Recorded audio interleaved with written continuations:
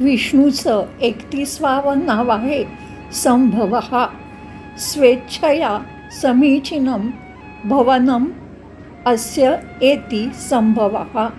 स्वतःच्या इच्छेने समीचीनं म्हणजे चांगल्या गोष्टींसाठी चांगल्या प्रकारे, भवनम जन्म ज्याचा होतो असा तो संभवः.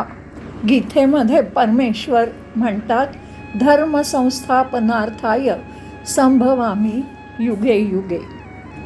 धर्माच्या रक्षणासाठी तो वारंवार मायेचा आश्रय घेऊन वेगवेगळ्या अवतारांमध्ये प्रकट होतो. ओम संभवाय नमः. विष्णूचं 32वं नाव आहे भावनः. सर्वेषां भोक्तॄणां फलानि भावयति इति भावनः. सर्वेषां म्हणजे सगळ्यांच्या, भोक्तॄणां भोगणारे किंवा अनुभवणारे, फलानी कर्माचे फळ, भावयती निर्माण करतो किंवा देतो तो भावनः. प्रत्येकाच्या कृतीप्रमाणे, कर्माप्रमाणे त्याला चांगली वाईट फळं जो देतो तो भावना. ओम भावनाय नमः. विष्णूचं 33वं नाव आहे भर्ता. प्रपंचस्य म्हणजे जे काही निर्माण झालं आहे त्याच्या अधिष्ठानत्वेनं, आधार स्वरूपात किंवा त्याच्या जवळ असणारा, भरणात म्हणजे आधार देणारा, भर्ता असा तो जो तो भर्ता.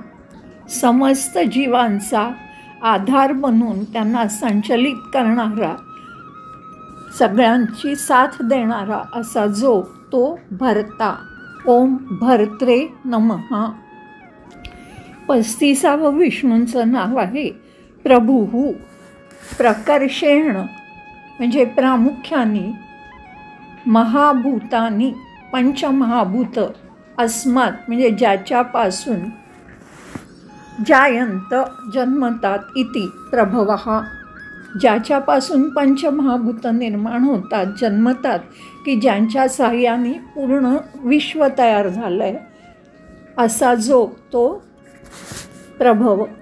किंवा प्रकृष्टः म्हणजे सुपिरियर किंवा सर्वोच्च, भवजन्म ज्याचा जन्म आहे असा तो प्रभवः.